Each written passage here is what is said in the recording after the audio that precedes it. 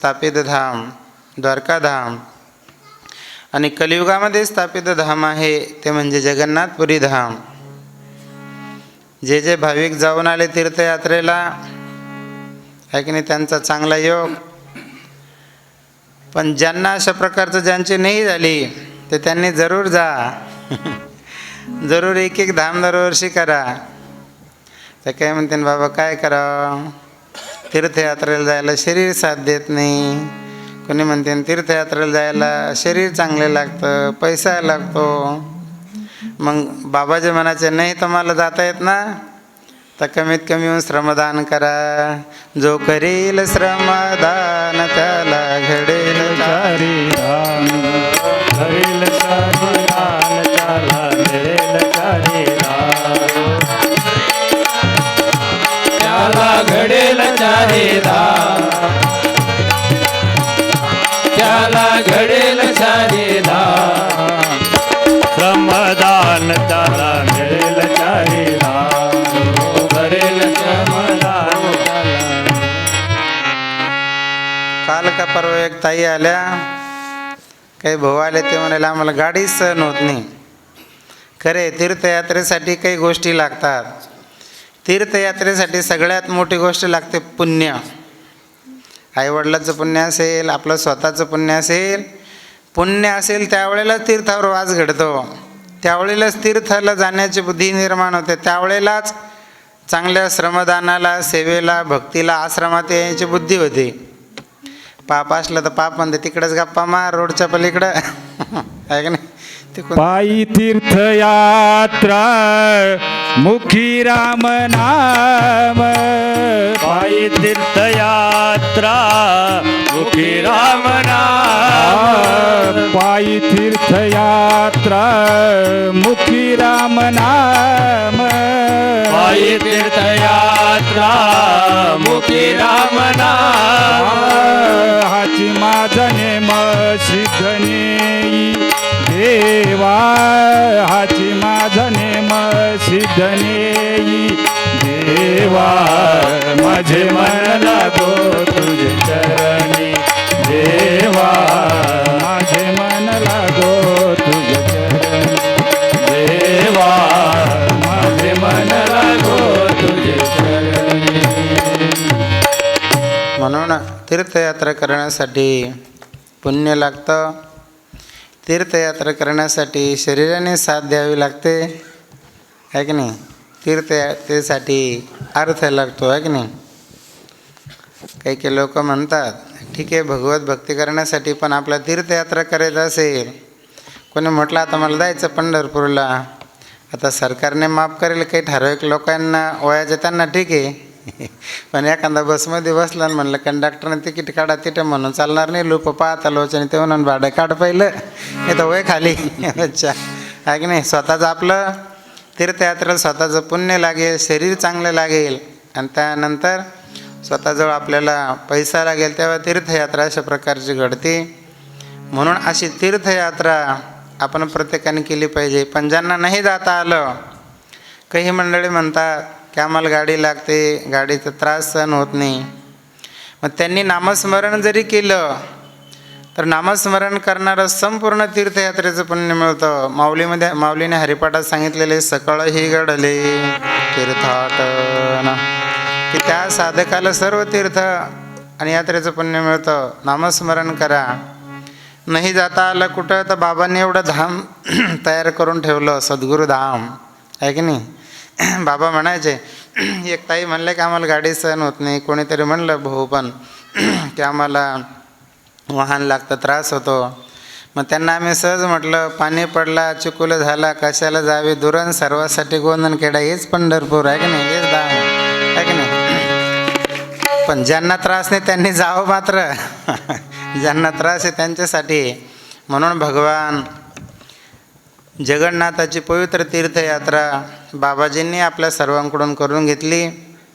कोणत्या प्रकारचा कोणाला त्रास झाला नाही. संपूर्ण सुखरूप आदरणीय आमचे रावसाहेब भाऊ आणि त्या ठिकाणी जे आहेत निमसे, चांगली VIP त्यांनी व्यवस्था ठेवली. त्यांचं एकदा टाळ्या वाजून स्वागत करा. 4 धना मिळून रूम, सगळं अटॅचमध्ये लॅट्रिन बाथरूम गरम पाणी वेळेवर 2 वेळेला भोजन नाही का, चहा बिस्किट एकदम चांगल्या प्रकारची व्यवस्था ठेवली. सर्व यात्रेकरू अशा प्रकारचे आनंदित होते.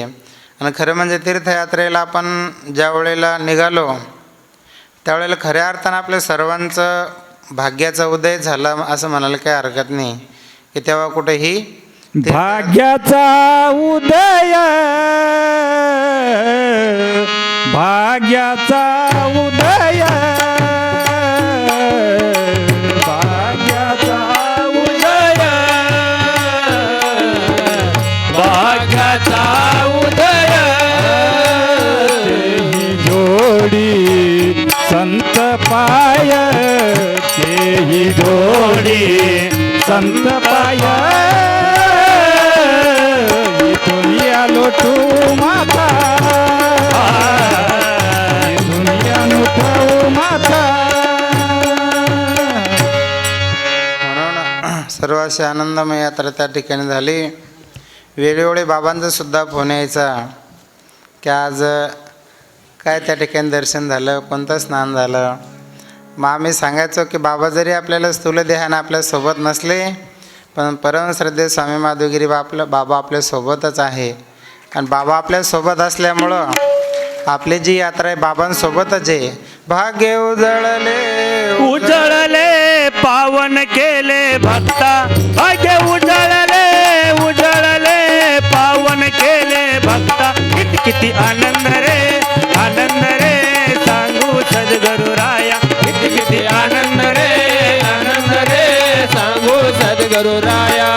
आम्ही नाचू रे नाचू रे नाचू रे तुझ्या संगा, आम्ही नाचू रे नाचू रे नाचू रे तुझ्या संगा. आम्ही गाऊ रे गाऊ रे गाऊ रे तुझ्या रंगा, आम्ही गाऊ रे गाऊ रे गाऊ रे तुझ्या रंगा. किती किती आनंद रे सांगू सद्गुरुराया, किती किती आनंद रे सांगू सद्गुरुराया. म्हणून नेहमी बाबांचा फोन यायचा. त्यावेळेला असं वाटायचं की बाबा आपल्यासोबतच आहे, की तुमच्या संगतीनं रे संगतीने रे घडली तीर्थयात्रा. भाग्य उजळले उजळले पावन केले भक्ता. या उक्तीप्रमाणे भगवान जगन्नाथाचं त्या ठिकाणी दर्शन घेतलं. जगन्नाथपुरी भगवंताचे आणि त्या ठिकाणी अशी कथा आहे. बाबाही नेहमी सांगतात, आपण ऐकले असेल की ज्या वेळेला भगवान परमात्माने अवतार धारण केला सज्जनाचं रक्षण करण्यासाठी, दुष्टाचा नाश करण्यासाठी, यदा यदा हि धर्मस्य ग्लानिर्भवती भारत अभ्युत्थानं धर्मस्य तदात्मानं सृजाम्यहम्, किंवा परित्राणाय साधूनां विनाशाय च दुष्कृतां धर्मसंस्थापनार्थाय संभवामि युगे युगे. भक्तांचं रक्षण केलं, दुष्टांचा नाश केला. सर्व देवतांनी विनंती केली, प्रभू आपण आपल्या आता गोलोक धामाला या. आपलं कार्य त्या ठिकाणी संपलं. म्हणून भगवंतांनी त्या ठिकाणी विरासन घालून भगवंत बसले एका पिंपळाच्या वृक्षाखाली. कथा फार मोठी, आपला वेळ फक्त 15 मिनटं त्या ठिकाणी राहिला. असं वाटलं एका व्याधाला भगवंताचा अंगठा चमकला. एक व्याध होता, तो शिकार करायचा जंगलामध्ये. त्याला असं वाटलं की हरणीचाच डोळा चमकला, हरणच आहे. म्हणून त्याने बाण सोडला.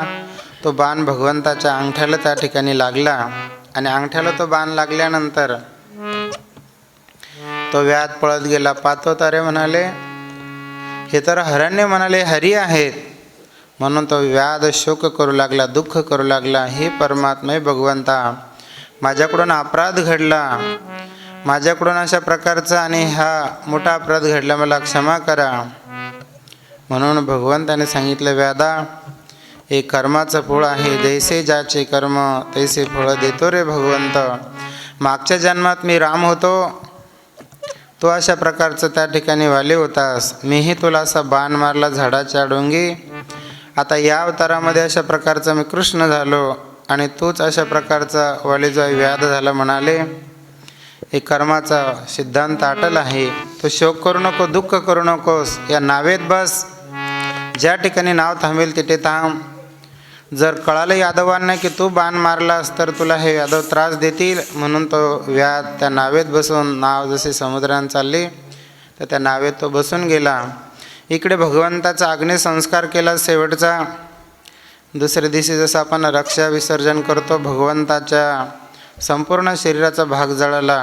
आता काही कथा ऐकल्या तर त्याच्यामध्ये वर्णन आहे हृदयाचा भाग, पण बाबाजी सांगतात की भगवंताच्या बेंबीचा भाग तो जळाला नाही, तो वाहत वाहत गेला.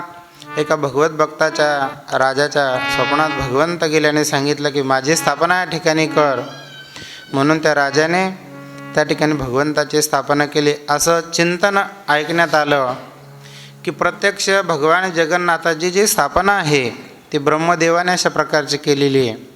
त्या ठिकाणी भगवान श्रीकृष्ण परमात्मा, भगवंताची बहीण सुभद्रा आणि बलराम अशा 3 मूर्त्या आहे.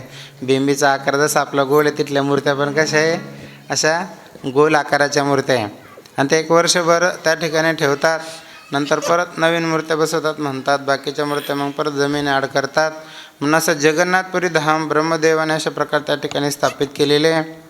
ते व्याधसुद्धा त्या ठिकाणीच उतरला जिथे नाव थांबले जगन्नाथपुरीला, की त्या राजाच्या स्वप्नात सांगितलं देवाने की या मंदिराचा काही उत्पन्नाचा भाग येईल या व्याधांना ते, म्हणून आजही किती परंपरा आहे म्हणतात. असं बाबांच्या मुखातून आणि ते कथाभाग श्रवण केलेलं आहे. भगवान जगन्नाथपुरीचं धाम हे प्रत्यक्ष एवढं जागृत धाम आहे, त्याचे एवढे काही रहस्य आहेत. तुम्ही यूट्यूबलाही नंतर ऐकू शकता, पण प्रत्यक्ष पाहिल्यानंतरही आपल्या लक्षात येतं. ज्या वेळेला वारा वाहतो, वारा सुटतो, साधारण प्रत्येक मंदिरावर आपण झेंडा लावलेला असतो. जिकडं वारा वाहिला, आता आहे बघा समोर झेंडा आपला लावलेलं, इकडं वारा आहे तिकडं झेंडा फडकू लागला ना. जगन्नाथपुरी तसं नाही, वारा जर इकडं उत्तरेकडं वाहतो तर तो झेंडा इकडं दक्षिणेकडं फडकतो, म्हणजे वाऱ्याच्या विरुद्ध दिशेला. काही भक्त मंडळींनी पाहिलं आपलं खरं एक नाही शूटिंग केली, फक्त एक जगन्नाथ मंदिरातच, बाकीच्या मंदिराचं जिकडे वारा आहे तिकडे झेंडा फडकतो. पण जे मुख्य मंदिर आहे भगवान जगन्नाथाचं, आजही तिथलं सत्व आहे की वाऱ्याच्या विरुद्ध अशा प्रकारचं आणि तो झेंडा फडकतो. वारा जर त्या ठिकाणी पश्चिमेला वाहत असेल तर पूर्वेला झेंडा फडकतो. एक रहस्य आहे. दुसरं रहस्य, त्या मंदिरावर जो कळस आहे गोल अशा प्रकारचा आणि कळस आहे चक्र टाईप. तुम्ही असं जर चक्र लावायला असलं तर आपल्याला असंच दिसन, दुसरीकडून पाहिलं तर ते वेगळं दिसन, पण ते कुठं नाही पाहिलं का आपल्याच दिशेनं आपल्याला दिसतं. आणि ते अष्टधातूचं बनेलं असल्यामुळं त्या मंदिरावरून कोणत्याही प्रकारचं, त्या कळसाहून कोणत्या प्रकारचा पक्षी, कोणत्याही प्रकारचं हेलिकॉप्टर, कोणत्याही प्रकारचं विमान तिथून जात नाही. दुसरी गोष्ट, आपण मंदिराच्या जर गाभाऱ्यात गेलो, मंदिराच्या म्हणजे सभागृहामध्ये, दर्शन तर खूप असं अंतरावरच आहे, त्या मंदिरामध्ये जर आपण गेलो सभागृहामध्ये तर समुद्र जागीच आहे थोड्याच अंतरावर. मंदिराच्या लाटाचा आवाज बंद होतो, आवाज येत नाही आपल्याला. मंदिराच्या बाहेर आलं लगेच लाटेचा आवाज त्या ठिकाणी येतो. मंदिराची सावलीही म्हणतात की त्या ठिकाणी दिसत नाही. असं अलौकिक भगवान जगन्नाथाचं भव्य आणि दिव्य अशा प्रकारचं आणि ते मंदिर आहे, जगन्नाथपुरी धाम आहे. म्हणून भगवंताने अशा प्रकारचं त्या ठिकाणी भगवंताचं दिव्य वास्तव भगवान जगन्नाथाचं. या संपूर्ण जगाचे नाथ. काही लोक म्हणतात अमुक मुलगा अनाथ आहे, टमुक मुलगा अनाथ आहे. तसं जनार्दन स्वामी हे भगवान विष्णूचे शिवाचेच अवतार. आपण म्हणतो ना की अनाथाचं नाथ जनार्दन, म्हणून सर्व जगाचं नाथ भगवान परमात्मा असं जगन्नाथपुरी धाम आहे की त्या ठिकाणी हे कलियुगात स्थापित अशा प्रकारचं धाम आहे. जीवनामध्ये उपासना अवश्य केली पाहिजे. कोणत्याही आपण तीर्थक्षेत्रावर गेलो प्रथम तिथं आपण स्नान केलं पाहिजे. नदी असेल, समुद्र असेल, सरोवर असेल, पहिलं तिथं स्नान करावं. जसं आपण पंढरपूरला गेलो चंद्रभागेचं स्नान करतो, नंतर पुंडलिकरायाचं दर्शन, पांडुरंगाचं दर्शन, तसं कुठेही गेलं तर स्नान, नंतर भगवंताचा अभिषेक, भगवंताचं दर्शन, तिथल्या स्थानाचं, तिथल्या देवतेचं महत्त्व.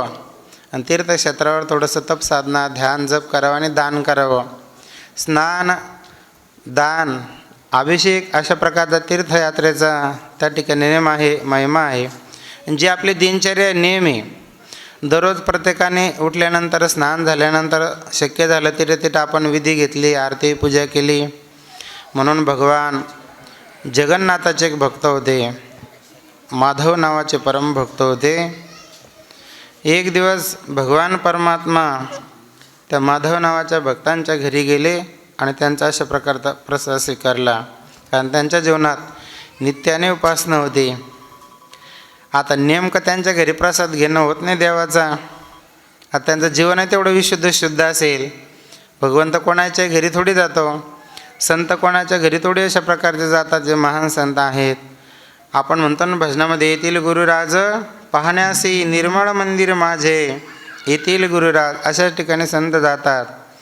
म्हणून अशा एक महान भक्त होत्या, उपासना करणाऱ्या संत कर्माबाई होऊन गेल्या जगन्नाथपुरीला. त्या दररोज भगवान परमात्म्याला श्रद्धेनं आपल्याकडं जे आहे ते बनवायच्या आणि भगवंताला नैवेद्य दाखवायच्या.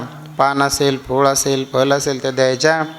जगन्नाथाला दररोज खिचडी बनवायच्या. एक दिवस अशा प्रकारच्या 2 प्रकारच्या कथा ऐकण्यात आल्या की काही मंडळींनी सांगितलं की तुम्ही देवात बनवा, पवित्रतेत बनवा, चांगलं स्नान करा, हे करा ते करा, मग करून भगवंताला नैवेद्य दाखवा. असं सर्व विधिवत करत बसले तर भगवंत तसेच निघून गेले. म्हणतात देव म्हणे आता माझ्या पूजेचा वेळ झाला, पुजारी येतील मंदिरात. पण दुसऱ्या प्रकारची कथा अशी भक्तविजयामध्ये आहे की कर्माबाईंनी एक दिवस सकाळी जशा उठल्या, भगवंताची उपासना करून त्यांचं एवढं अंतःकरण पवित्र झालेलं होतं. तीर्थयात्रेला आपण गेलो होतो, पुण्यक्षेत्रात स्नान करतो तर आपलं कायिक पाप जातं, मनाने स्मरण केलं तर मनाचं पाप जातं. मन पवित्र हरिभजन करे, तन पवित्र सेवा, देहिक पाप तीर्थाच्या स्नानानं जातं. आणि त्या सतत नामस्मरण करायचं म्हणून त्यांचं संपूर्ण शरीर पवित्र झालेलं होतं. माऊली म्हणतात ना, हरिपाठ कीर्ती मुखी जरी गाय, पवित्राचे होय देह त्यांचा, पवित्र तो देही वाणी पुण्यवंत, जो वदेयाचोत सर्व काळ. जे साधक सदैव साधना करतात, उपासना करतात, नामस्मरण करतात, नामस्मरणामुळं त्यांचा देह अशा प्रकारचा पवित्र होतो. म्हणून ज्या साधकांची सिद्ध अवस्था झाली, सिद्ध अवस्थेतील साधकांना कोणत्याही प्रकारचं मग पुढं बंधन राहत नाही. स्नान केलं काय, नाही केलं काय, हे सिद्ध कोटीला, सिद्ध अवस्थेला पोचलेल्या भक्तांचं त्या ठिकाणी लक्षण आहे. एक दिवस कर्माबाईने भगवंतांना नैवेद्य बनवला. भगवंताला नैवेद्य दाखवण्यासाठी गेल्या. काही पुजारी ब्राह्मण म्हणले, बाई म्हणे ते केस विचकटलेले ते देवाला नैवेद्य घेऊन आले म्हणे, आंघोळ केली नाही काही नाही, देव स्वीकारण का नैवेद्य. कर्माबाईला असा राग आला. कर्माबाईने तसाच नैवेद्य घेतला आणि घरी घेऊन गेल्या. त्यांचा अधिकार तेवढा निर्माण झालेला होता. संत जनाबाईसारखं जसं जनाबाई देवासोबत भांडायच्या, कर्माबाईने सांगितलं माझा नैवेद्य तुला आवडत नाही का, सोहळ्यातल्या पंडितांचा नैवेद्य तुला आवडतोस ना. सांगितलं जा, जोपर्यंत माझा नैवेद्य घेण्यासाठी तो माझ्या घरी येत नाही तोपर्यंत मी अन्नाचं कणही घेणार नाही. कर्माबाईने तो नैवेद्य तसाच ठेवला, घराची कडी लावून घेतली आणि नामस्मरण करत बसल्या. श्रीकृष्ण गोविंद हरे मुरारी, हे नाथ नारायण वासुदेव. श्री कृष्ण गोविंद हरे मुरारी, हे नाथ नारायण वासुदेवा.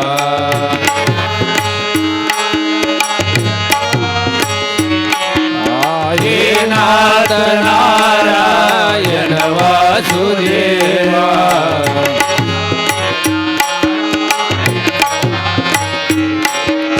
हे नाथ नारायण वासुदेवा.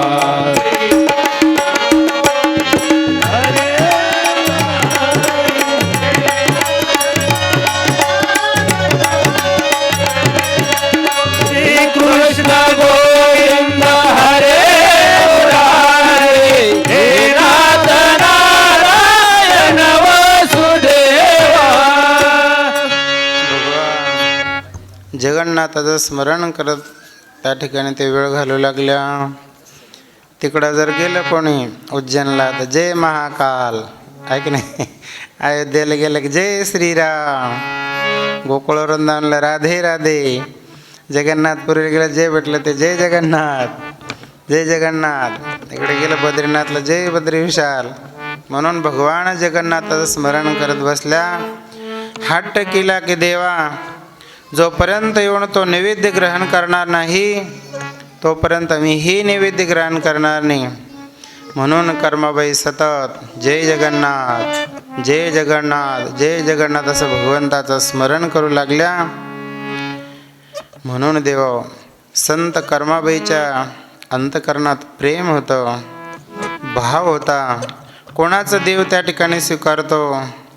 गिरधर लाल तो भाव का भुका, राग कला जानत नाही तुका. भगवान परमात्मा आले. भगवान परमात्म्याने कर्माबाईच्या दाराची कडी वाजवली. कर्माबाई दरवाजा उघडा, मी आलेलो आहे. म्हणाले कोण? म्हणाले मी जगन्नाथ. कर्माबाई म्हणाल्या नाही, म्हणाले मी कडी उघडणार. माझा नैवेद्य तुला आवडत नाही ना? पुजाऱ्याचा नैवेद्य आवडतो का? सांगितलं नाही. म्हणाले मी तो नैवेद्य ग्रहण करण्यासाठीच आलेलो आहे. केवढा मोठा अधिकार असेल कर्माबाईचा. आपण पुजारी म्हणतो देवाला प्राणाय स्वाहा, बाणाय स्वाहा, व्यानाय स्वाहा, उदानाय स्वाहा, समानाय स्वाहा, आहे की नाही. देवा नैवेद्य ग्रहण करा, आहे की नाही. भक्त म्हणतात देवाला नैवेद्य ग्रहण करा. पण कर्माबाईची भक्ती केवढी श्रेष्ठ. देव स्वतः म्हणू लागले की मी ग्रहण करण्यासाठी आलो. देव तिथेच जातो, देव त्यांचंच खातो. 56 प्रकारचे पदार्थ केलेले होते. दुर्योधनाने भगवंताने त्यागले आणि कोणाचा स्वीकार केला? विदुर काकाचा, आहे की नाही. सबसे ओची प्रेम सगाई, आहे की नाही. दुर्योधन का मेया त्याजो, साग विदुर घर पाये. भगवंत सुद्धा म्हणाले विदुराला की विदुरा चल, म्हणाले कुठं? उद्धवजी चल विदुरा घर जावे, उद्धवजी चल विदुरा घर जावो.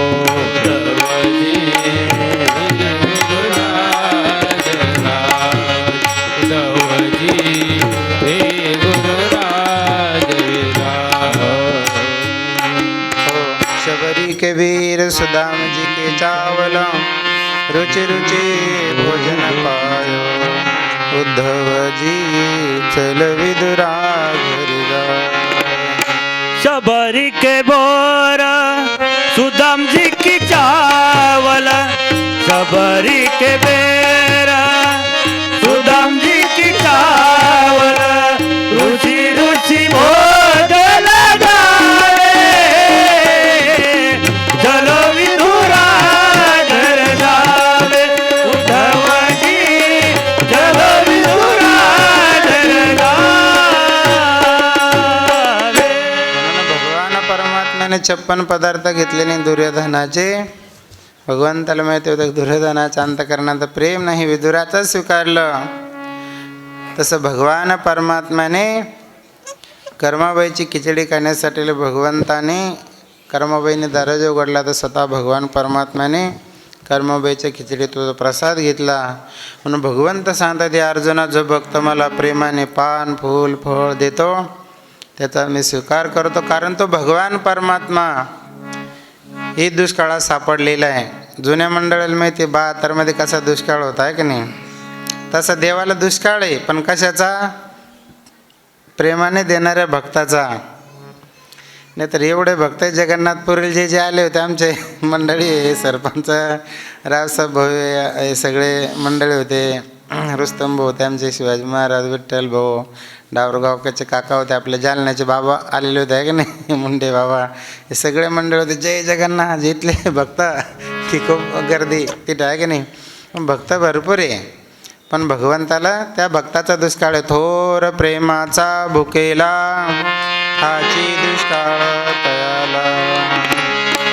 प्रेमाने देणाऱ्या भगवंताचं त्या ठिकाणी दुष्काळ. म्हणून भगवान परमात्म्याला प्रेमाने दिलं तो भगवान परमात्मा स्वीकारतो. रामप्रभू ज्या वेळेला चित्रकूटला आले, भगवंतासाठी कुटिया बनवल्या. 11 वर्ष काही दिवस भगवंत चित्रकूटला राहिले. तर अनेक जंगलातील जे काही आदिवासी लोक होते पुण्यवान, ते भगवंतासाठी फळं वगैरे घेऊन येऊ लागले. तर त्या ठिकाणी बाबा तुलसीजीने लिहून ठेवलं